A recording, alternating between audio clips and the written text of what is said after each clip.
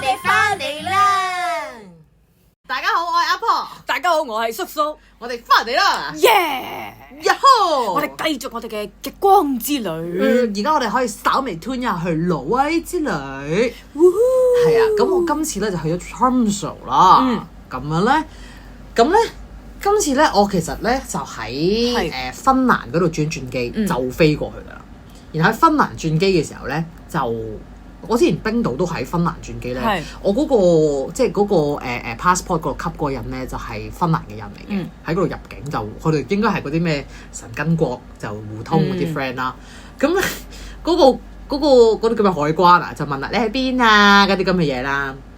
但係我係唔識讀我要去嗰個地方個名嘅，大家記得我即係之前臨出發之前同大家都分享過啊嘛，我唔知個地方點讀啦。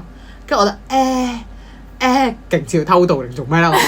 我哋讀 Norway， 跟住就出去串嚟 TRO 咁樣啦，好樣衰啦！但係你都要答㗎，係咪？好彩我唔肯定自己串得啱唔啱啦嚇嗰陣時。跟住佢就講 Tromsø， 跟住我就 yes 咁樣啦。跟住就話你去做咩㗎咁樣啦？佢話what do you do 定乜嘢啦？我就travel， 跟住你 travel for what 啊？travel。其實平時唔係咁嘅，即係冇去到咁嘅，但係我嗰下就即係我俾，因為我俾嗰個唔識讀嗰個名，自己去邊都唔知嘅嗰個心好去，跟住佢就 visiting， 跟住我就yes 咁樣啦，跟住佢係真心笑咗出嚟，即係佢跟住抌咗個印俾我個 friend 就同我一齊，就唔使多講兩句，佢都幫佢抌埋嗰個印，跟住我就我好樣衰。究竟跟住我問你聽唔聽到佢點樣讀呢個地方嘅名啊？因為咧，我本身係諗住喺香港飛過去嘅時候咧，個空姐同我對一次去邊，我諗住喺嗰度抄嗰個名啦。係個空姐冇對到，佢同我講話你去分你仲要係咁咩 Helsinki 咁上下啦，赫爾辛基嘅英文唔知係咩啦，就講英文嘅空姐同我，即係香港嗰個地勤，跟住你就會轉去挪威咁樣，咁跟住我心諗即係呢個普通香港人就係咁咯。而家話俾你知 Tromsø，OK？OK TROMSO。OK。咁我成功做咗之後咧，順便都話個資訊俾大家知。本身我哋係諗住翻去黃島鎮嘅，但係要13,000蚊機票。哦。所以就覺得不如我哋睇下其他地方，挪威即係大概6,000蚊左右。點解爭咁遠嘅 ？I don't know， 可能因為旺季啩嗰邊，我唔知啊，總之好貴嗰度。同埋嗰度係一來去過啦，雖然有新嘅可以做嘅，但係相對地咧，即係我去過冰島，即係呢3個地方咧，相對地咧，因為始終細啊，黃島係一個鎮，OK，即係冇咩可做嘅，老實講。咁即係我而家喺 Tromsø 都可以即係望下雪景、望下雪山咁樣啦，即係一個我步行距離安全嘅件事，都安全嘅。但係喺加拿大嗰度就比較多 homeless people 啦，咁可能就有少少緊張。其實佢哋唔會，即係我一路都冇俾人搞過嘅，但係就會有啲緊張嘅都會咁樣。咁但係今次嘅旅程咧就係完全冇呢個隱憂嘅感覺啦。係因為直頭係冇乜人啦，定還都唔係嘅，有人就係有好多，即係我唔識分啲咩國籍啦。總之對我嚟講就好多鬼佬啦咁樣。咁同埋相對地真明顯係少好多亞洲人嘅。咁但係嗰陣時可能加拿大啩係極多亞洲人嘅咁。咁點解你唔會考慮上翻冰島咧？想㗎，係啊，有想過。咁挪威冰島都好啲嘛。跟住因為本身咧，我係一個即係怕蝕底啊嘛。哇！你飛10幾個鐘過去，梗係北歐遊多幾轉啦咁樣。咁但係都考慮到冇啊！你記唔記得你之前就係咁樣因小失大啊？嗱，梗係知啦。跟住我 friend 就好堅持咁同我講，我哋就淨係做一件事，我哋專心啲。其實係上次我哋嘅結論嚟嘅，總結咗嘅，我哋專心。跟住，但係點解我人就係唔專心，所以先同大家睇嘛，係咪先？跟住好啦，跟住我就開始說服自己，要專心啲啦。但係不如過芬蘭玩一玩，快啲我哋轉機啦，即係翻到佢就嗰個。我無比覺得我朋友即係相當睿智。跟住本身我哋都好遲先訂㗎啦，再度地啊1個月前就係 book 啲嘢啦，即係都梗係百物騰貴啦，都已經。但係買到機票其實都係我 friend 嘅努力，即係佢就佢買嘅個機票係。咁你機票買咗一定去㗎啦嘛，咁啊睇住宿又係佢睇嘅。感謝你啊朋友。咁當然我都有幫手睇下嘅，最後就決定咗呢一個咧係有啲似一個佢叫 studio 嘅 with sofa bag 嘅一個地方啦。我係好中意呢個住宿嘅地方，好舒服，完全好似翻咗屋企咁。一來你係唔會見到人嘅，你係冇員工嘅嗰度 OK，所以你有咩問題咧都係自己搞掂。你 office hour 可以去佢 office 度揾佢嘅，但係佢唔會行出嚟有咩幫到你 hello， 冇呢樣嘢。我好中意呢件事，係我好中意無人 service 呢啲嘢。跟住咧入到去，佢係有 open kitchen，有個好舒服嘅床，有個帳幕攔一攔咁樣啦。仲要咁啱我哋住轉角位咧，有兩埲牆都係窗嚟嘅，超正！我覺得最正就係呢件事。跟住就有嗰啲即係有梳化床啦，跟住就梳化嚟都好坐嘅，跟住有個電視機啦，跟住有個餐台啦。其實唔大㗎，即係以香港嚟講咧，嗰度就係一個闊落啲嘅劏房嚟嘅，但係闊落版㗎，即係都舒服㗎。或者都唔係劏房嘅一個細啲嘅單位啦。如果可以咁樣就正。佢個廁所係非常舒服，佢個廁所其實係乾濕唔分離嘅。但乾濕唔分離，你可能就會覺得即係你個花手會射落個馬桶度。但係佢咧有個唔係拉簾嘅，佢有個好似圓拱嘅膠玻璃。我可以合埋嗰個，可以即係平時咧就係縮入去，好似一個凹咗嘅心心咁樣啦。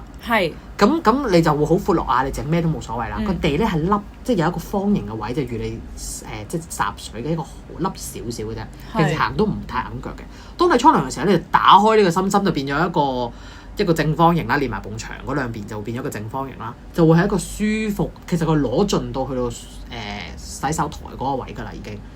你沖涼好舒服啦，沖完出嚟咧就閂翻凹翻入去咧，就俾翻成個空間，你覺得好聰明啊！呢個設計。咁當然其實個廁所都係大過香港嗰個廁所嘅，嗰樣嘢咁樣。但係我就覺得好舒服啊！呢度一望出去就係。咁我哋唔係海景嘅，我哋係街景，但係街就見到彩色嘅屋同埋超大雪啦。大家記得我嚟嘅時候，全部都係白色嘅屋頂啊！就係作為呢啲咁嘅亞熱帶地區嘅人，覺得好似我自己喺個水晶球入邊啦。我真係咁樣諗嘅。由末日版見到彩色屋就覺得係水晶球啦，咁樣勁舒服。樓下就係超級市場，同埋嗰度周圍好多超級市場。不過樓下梗係貴啲嘅，但係行遠少少已經有啲平啲嘅超級市場，超舒服。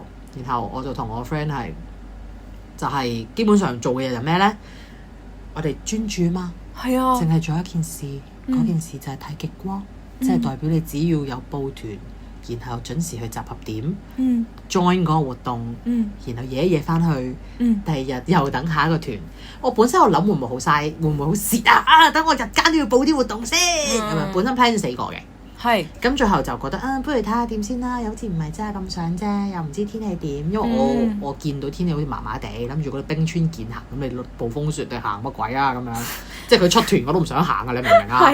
咁樣咁所以咧，又會含咗隻腳入去。報咗一樣我真係想試嘅，就係喺咩？喺北極嘅海上面漂浮，着嗰啲昵稱係龍蝦裝嘅紅色浮衣，就係泡喺一個北極嘅，其實即係叫你泡落個海度。你有冇睇呢個迷宮飯啊？有啊，青蛙衣啊，青蛙衣。其實件事個 feel 係似嘅，但喺嗰度就係參加嗰個活動咧。唔好講嗰住，等陣我又打岔咗。總之就係跟住日日咧就係煮下嘢食咯。天氣好就出去散下步啦。然後就係休息一下啦。然後夜晚就其實夜晚咧長時間嗰我哋玩咗9個鐘試過。6點出9點先翻去。或者8點出6點出9點，唔係6點出3點先翻去。總之就係其實時間長㗎。但其實你已經一個反，其實你已經做咗你日間嘅。冇錯啦，只不過日夜調轉咗啫嘛。跟住我又說服到我自己啦，即係連嗰個心裏面剩低嗰個好似有啲唔抵都過埋。然後再加上玩咗2日，即係追極光之後咧，你就會覺得我唔係玩咗2日，我係即係報咗嗰個浮團啊嘛。嗰一晚前一晚睇完，第二朝9點鐘就要去集合浮完之後就休息，然之後再睇。哇！好攰啊，攰到爆！第二朝起身攰到爆炸，嗰下我就覺得好彩我哋冇報其他團咋。你做嘅嘢係你已經有得24個鐘啦，但係你報2個團喎，即係你玩。咁一個團佢有寫自己，因為我今次咧就好多，基本上所有團都係 Get Your Guide嗰度。即係一個 app 或者一個平台叫 Get Your Guide，就會有好多活動喺度報。咁通常啲人咧喺我唔知挪威，起碼喺 Tromsø 啲活動都係經嗰度報嘅。咁佢又寫埋咧係幾多點集合啊？會歷時幾個鐘啊？你個路程會係點樣啊？咁樣都頗為清晰嘅。咁日間活動通常4個鐘啦，2至4個鐘啦。咁晚間活動咧通常6至8個鐘啦。咁啦，12個鐘咧，咁12個鐘唔使食飯咁咯。咁你嗰個浮係點啫？嗰個浮咧，其實就係着個青蛙衫啦。係。然後咧，因為嗰日咧本身天氣預報係話好天嘅，咁結果又落雪啦。咁你咪係一路浮一路飄雪啊？何止一路浮一路飄雪啊！直頭我側邊啲水結冰啊！即係我如果唔喐嘅話咧，你破冰船你自己破冰，佢就會即係薄硬咗你側邊嘅，因為後邊越嚟越凍啊，應該係本身咧都係啲水係 flag 即係水啦，跟住開始變咗係好似加咗啲碎冰粒去飲嘢咁樣咧，我就係上面其中一嚿番茄咁樣。咁我 friend 仲係其實係再瘦少啲，即係我唔肯定可唔可以用驚水型啦，佢都唔算驚水嘅，但係佢唔係一個即係佢如果腳踩唔到地會緊張嘅人，佢都肯同我玩呢樣嘢，我真係好感謝佢。但係我係真係好開心，其實真係好無聊呢件事。老實講，如果你本身上網睇下啲片，你覺得做乜鬼啊佢哋？如果你有咁諗法咧，請你唔好報，因為其實都唔平嘅，都千幾蚊嘅一個。跟住我理論上可以浮100分鐘嘅咯，咁我肯定冇浮到100分鐘啦。我係比較早上水嗰批人啦，隨後其他人啊即刻一齊上水啦。其實大家都好想上水，因為凍啊，去到後邊就凍啦。本身係唔凍嘅，因為你包住得翻個面啦，你就成個人就係腸仔咁樣，好似着咗太空人衫咁樣。咁背脊咧有個好似浮板嘅嘢嘅。咁我想問你入面着幾多衫啊？入邊就係着面其實。入邊就我着我本身普通嘅衫啦，跟住佢俾一件連身嘅，佢叫 pajama 啦，呢套連身嘅暖啲嘅嘢啦，跟住着咗對厚襪啦，就跟住就着嗰件防水浮衫，就係咁啊。然後我一落水，我哋傻瓜，我真係覺得好有趣其實呢件事，但係嗰個有趣係包含咗嗰種唔知自己做緊咩嗰件事啊！我係同埋我都幾中意，我本身識游水嘅，我都幾中意背泳或者反轉浮喺度唔知做乜嘅。我本身中意呢件事嘅，跟住我就瘋狂喺側邊掹嗰啲水冰掉落我 friend 度啦。你個 friend 已經驚水㗎啦。佢 OK，我全程拖住佢㗎。本身嗰個導遊將我哋分開咗。點解嘅？佢應該係因為佢逐個放低我哋，佢想將我哋分開西班牙語區同埋英語區。咁佢就只係求其將我哋分定啫。我親自游去佢嗰度㗎 ，OK， 我好勁，我 master 到點樣游過去佢嗰度捉住佢啊 ，OK， 唔係即係咁大家都開心啦，同佢一齊先開心㗎嘛。咁總之就係其實都幾無聊嘅，老實講。然後個導遊就會幫你影相啊，即係所謂導遊即係嗰度嘅導師咁樣啦。我覺得個導師中意我啲相係最靚，女仔嚟嘅導師。即係影相最靚，可能我上鏡，可能我笑得太開心。同埋唔係啊，咁佢會因為我覺得開心嘅客人係你係真係會想幫佢影多啲咯。但係我係有嘗試覺得自己不如試下唔好咁嘈，因為我 feel 到有一個人咧，佢係成日自己 solo 浮嘅。我唔知佢唔係一個人嚟嘅。佢想 meditate。我估佢自己飄咗喺一個，我只係睇翻導師，佢自己一個人飄咗喺一個俾啲冰卡住嘅地方，我唔知佢係卡住咗定係自己飄過去啦。但係佢而家好 peaceful 咁樣。即係你要分開隻手咁樣，其實自動會浮㗎啦。你想沉都沉唔到啊！佢可能佢好舒服咁樣。佢真係俾冰卡住咗。但係我哋即係我就跟住隔離仲有一團講中文嘅，跟住就喺度即係自己打鬧得都頗熱鬧嘅。因為我都會覺得我要離開佢哋。點解咧？因為打鬧嘅時候咧，啲水會瘋發。如果啲水咧發到你個面咧，佢就會開始滲入你個頸嗰度，你就會開始好凍㗎啦。咁總之就係，我會覺得如果有興趣玩呢啲咁嘅浮龍蝦裝嘅人咧，你先了解一下係咩件事。由你了解嗰一刻，你會覺得好似幾搞笑幾得意喎，你可以考慮下。如果你嗰陣時已經覺得做乜嘢啊，我覺得你真係唔使做，因為可能咁我天氣唔好啫，但我都有諗嘅。如果天氣好咪好曬咯。所以你浮唔到100分鐘咯。所以有第二個團咧係浮45分鐘嘅，咁但係我怕蝕底嘛，我揀咗100分鐘。係，喂，45分鐘應該平啲嘅係咪啊？差唔多價錢㗎啦。但係就係你散好難㗎，你浮到45分鐘。但係你明唔明啊？個 point 係我除翻件衫之後咧，我手勁臭，焗汗或者點啊，好臭啊！你我洗極都洗唔到啊！即係現場即係你咁好難。衫臭晒，衫唔臭，因為有 pajama 即係另外仲有件衫去吸住你噶嘛。但我隻手係裸露咁樣穿落嗰件龍蝦裝入邊，咁佢都係啲好厚好厚嗰啲膠衫啦。咁你出手焗咗好多人嘅手汗喺入邊啦，我相信。總之我全程我忍唔住係咁同我 friend 講，我手好臭啊！跟住一路翻到去市區啦，即係未翻到去，因為我哋翻到最後沖晒涼休息咁樣嘅。我都係講，我手好臭，我手因為你一路喐啦，你會喐噶嘛，同埋你又凍，你會戴翻手套嗰啲嘢咧，即係始終即係。咁你手套都會臭埋喎。咁我手套冇聞到啦，總之我覺得我好臭啊，你手好臭啊！定我冇戴手套咧可能。係冇同我講我啲手好臭啊！撇除咗我咧隻手好臭之外咧。其實我係幾中意嗰個旅程嘅，但係我覺得最 challenging 嘅係我落去嗰個，其實佢係一個湖邊嚟嘅，應該係。咁但係我落晒雪啊嘛，望落去就係白色，佢就好似係中間咧一片。你諗下個冰川，無啦啦中間人嚟作冰咧就釣魚嘅，作個好 Q 大個冰釣魚窿，跟住啲人咧一條條龍蝦咁樣浮上去，係好好笑，唔知做咩事咁樣嘅，係真係唔知做咩事。因為我見到嗰啲導遊有影咗一個遠景咁樣影出嚟，你會心諗一條條紅色喺度做乜嘢？咁但係咧佢就有提供食物咁樣啦，你等車啊、剩啊嗰啲咧，食咗個好好味嘅 brown cheese，佢就話呢度係啲好 common 嘅 brown cheese 咁樣啦，我哋記住咗 brown cheese，之後揾翻嚟買嚟食，正。跟住，因為佢落去嗰個湖畔咧，係要行一條好我覺得係明顯係都頗斜嘅雪坡嘅。係。我又驚自己插咗個窿度啦，會有陰影啦。但係你嗰時係已經着咗個龍蝦裝未？未。去到湖邊咁又去有間屋仔嘅先換嘅。咁我本身阿婆我停行力都比較差嘅。係。我要咁樣落斜咧，跟住又跣喎。我已經買咗個，唔係咯，我已經買咗個冰爪㗎啦，已經爪地好啲，唔係我一早瀡咗落去啦。係。我勁驚，跟住隔離嗰個導遊接我哋嗰個咧係咁話 ，You do a great job，係咁鼓勵我。我係心諗多謝你啊！我覺得我自己拖慢緊後面成村人啊，跟住我係即行得勁 clumsy 咁樣，即係一副特前面係外國人嚟嘅，前面嗰組人係 boom boom boom 就走咗，我前面係冇人㗎。我覺得我擋住後邊嘅，結果到我落地，即係回睇一望 ，OK， 大家都半斤八兩啦，係 did a good job， 就係咁啦。呢個係唯一參加咗嘅日間活動，都深刻嘅。係啊，都幾想試啊呢個。我覺得啱嚟㗎，係咪啊？但係因為佢有分日間或者夜間，夜間貴啲。夜晚如果天氣好，你咪睇到星星，又可能睇到極光係幾好 feel 嘅。但係夜會再凍啲。但係夜晚又會再凍啲，天氣如果唔好黑掹掹，你更加唔知發生咩事，都幾恐怖嘅。係啊，你唔得啊！你會開始你個人咧，你會開始諗好多關於人生哲理嘅問題，你會墮入咗一個 emo 入邊。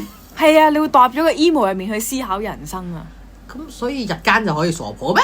係啦，我覺得日間好似即係我覺得如果天氣好應該 OK 嘅，即係夜晚天氣好。本身我係有諗住咧，因為我 feel 到我好中意呢件事。我諗住如果我哋成功睇到極光啦，咁最後嘅時段，咪夜晚睇下會唔會有機會睇到星星啊，或者點樣咯？咁樣結果其實見到陽光係只得2日啦嚇。係。咁亦都覺得試過一次得啦，都唔知點解係攰嘅，因為其實你只係浮喺度。仲要條頸唔使用力㗎，因為佢哋有塊嘢墊住條頸咧，你唔使驚自己個頭即係冇力，所以就沉咗落去冇。但係隔離啲人潑水冇咁勁就得㗎。咁但係咧，我又真係好覺得再一次感謝我朋友嘅睿智，唔好報咁多嘢。啱，因為咧可以好輕鬆去安排自己嘅日程，同埋我覺得我真係我拍攝底咧，即係 soft 到我自己心理就 OK 啦。同埋意識翻，其實我只係將日間行程搬咗去夜晚，而呢樣係我最重要嘅養精蓄銳就係做呢件事。係啊，我係直頭，如果有日光，仲有 daylight OK 嘅時候咧，去緊程嘅時候，嗰個窗外嘅風光咧，我都係覺得勁靚嘅，我都係冇蝕到。我因為我冇攰到要瞓著 OK。咁即係我本身就拍攝底，我係好中意睇風景嘅。但係回程因為黑掹掹咧都睇唔到嘢㗎啦，所以就瞓啦咁樣，都夜啦，咁樣都12點㗎啦咁樣。咁跟住就係咧，我又覺得。正係因為冇 plan 到啲嘢好 pack 啊點成咧，就係有一日咧出團嘅時候咧，就好早6點就出啦，仲有排未日落啊，有排未暗嘅天。佢就帶我哋有個 seaside 私營咁樣，即係行咗個海邊咁樣，就介紹下，呢度咧，即係去到某一個距離我住宿10分鐘車程左右嘅地方咧，呢度咧就係有條 path 嘅，好好行，好靚嘅，得閒都中意嚟行下㗎。我覺得個景好靚，係呢個雪山連雪山延綿好，一直都係嘅好靚嘅地方。我即刻喺攞 Google Map 出嚟編咗佢，然之後有一日嗰日難得陽光普照。但係已經即係嗰啲纜車已經去咗啦，喺唔普照嘅時候就覺得都應該出去行下喎。跟住我 friend 就去你想去嗰度咯，咁樣有個 path 噶嘛，咪睇下行唔行到咯咁樣。我難得冇醜化我 friend，OK， 係喎，太感謝啦，我對佢係啦。跟住咧，於是乎我哋就去啦。嗰個 path 嗰度咧真係好靚，係。真係做咗一條步道俾人去行嘅，就沿住海邊睇住景色咁樣。但係我哋由我哋住宿嘅地方車程10分鐘嘛，係咪先？我哋行咗40分鐘先到嗰個入口嘅，就加上即係周圍慢慢行啊咁樣成啦，完全睇唔到路啦，要戴黑超啦。因為反過，因為溶溶地雪啊，天氣好嘛，咁融雪係好凍喎。主要係真係好殘眼咯，比起凍嘅人，因為都着咗足夠嘅衫嘅。但係嗰條 path 咧。我冇乜點見到亞洲人嘅面孔啊！我覺得我係近乎見唔到嘅，我就覺得有一種執到寶嘅感覺。仲要係秘寶啊！咁都有唔少嚟觀光嘅客人嘅，我相信，但係唔算好多人。但係嗰個天氣真係好好，應該大家紛紛出嚟要行山啊，乜成嗰啲嚟。你係咪春天嗰啲小動物要醒嘅？係驚隻咁樣。跟住我係真係好中意嗰樣嘢，而我覺得係首先我有留心聽書啦，然之後我有行動啦，即刻編起佢啦。我有呢一個隨心所欲嘅朋友啦，仲有肯同我一齊都係散步之友啦。我哋最後行咗3個幾鐘㗎，呢段路係 OK。跟住就係因為冇 plan 到嘢，就好似好 casual 咁樣去。然後只要 plan 嘅時間啫，最遲幾時嘅回程。然後我哋就諗住抄跌咗一條比較直線嘅路線翻去啦，因為沿路折返可能都要行翻個幾兩個鐘咁樣啦，因為行個幾兩個鐘啊嘛。沿路折返嗰度寫住35分鐘，我哋最後行咗差唔多1個鐘啦，但係都唔緊要，係瘋狂上坡之後瘋狂落坡，哇好攰啊！真係好攰，嗰下我就覺得我體能好似真係好差咁樣。跟住就喺呢個時候見到有人踩單車上坡啊，大佬！哇！真係 respect 啊！跟住見到好多車隔離經過啦，但係呢個時候搭順風車咯。我哋有咁樣諗過㗎，我真係伸手指公係咪可以用啊？但係喺我真係覺得好攰啊嘅時候，有一間屋走咗隻好靚嘅貓出嚟，好 fluffy， 好貴婦嘅感覺。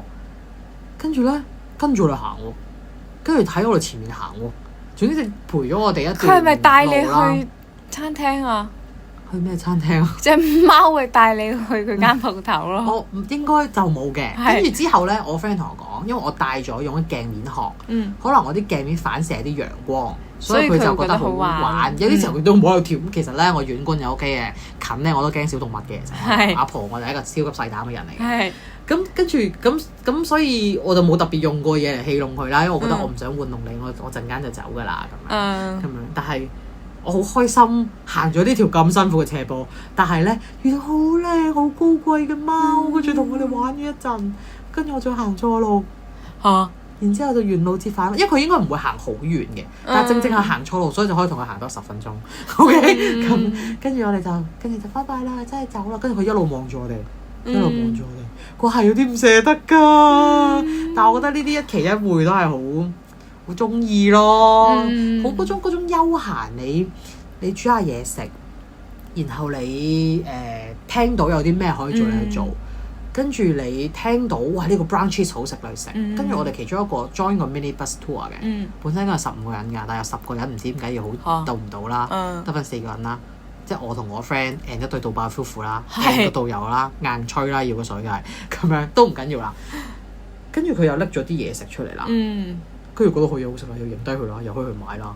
跟住我覺得好多嘢都對我嚟講係有一個即興嘅成分。而我以前都有分享過，我覺得旅程美麗嘅地方係包括你就係唔知道會遇上啲乜嘢。嗰種未知本身好美麗，而的確俾我遇上咗美麗嘅未知。好正。但係我唔知算唔算正啦。頭之前2集之前㗎啦都，我哋話我 cancel 咗個 flight 嘅，之後咧我航班俾人取消咗啦，係啦，咁我本身就應該喺 Tromsø 就轉翻去芬蘭，就轉翻香港嘅，咁咧佢取消咗我芬蘭轉香港飛香港嗰班機，咁就咧佢 offer 咗我咧。即係 Tromsø 轉去芬蘭去新加坡再翻香港啦。我會遲咗7個鐘先翻到香港啦，因為我轉多咗新加坡去香港嗰程機啦。咁本身都覺得又遇着啲咁嘅嘢㗎。喺呢個時候，婆子即係我即刻聯絡婆子啦。婆子一個好能幹嘅人嚟㗎。OK， 佢就講：你可以睇下，你好似搣到 EU261喎，這是什麼東西？這是什麼好東西？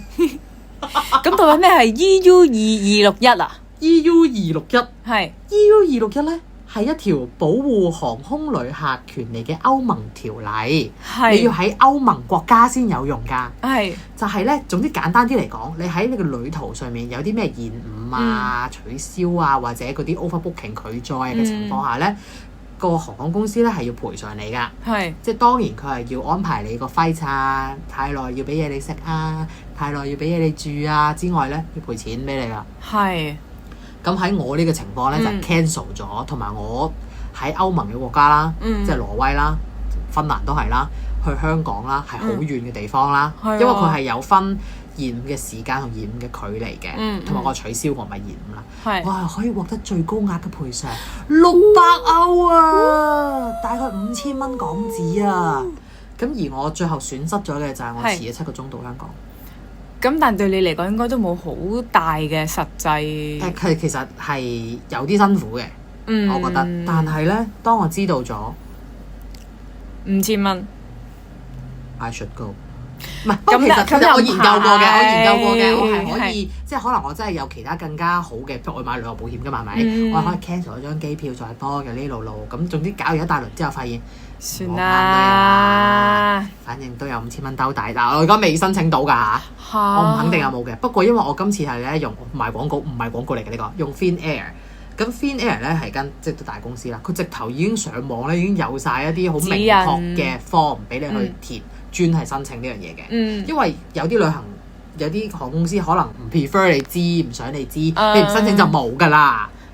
咁但係我去攞機票嘅時候，佢就同我講話，我航班咧係改咗，直頭喺嗰部 check in 機咧，即係外國，即係加拿大都係嘅，冇人 serve 你㗎個機場，你所有嘢都要自己用機搞㗎咋。佢就牛腩但係寫住你有機會係。即係會涉及到 EU261，你記得自行去索償咁樣咯。佢會提你喎，居然我都覺得幾好喎。總之，你點樣會搣到呢一個 requirement 咧？就係你出發嘅地方或者你到達嘅地方係包含咗歐盟嘅國家嘅，你就可以符合呢個條例㗎啦。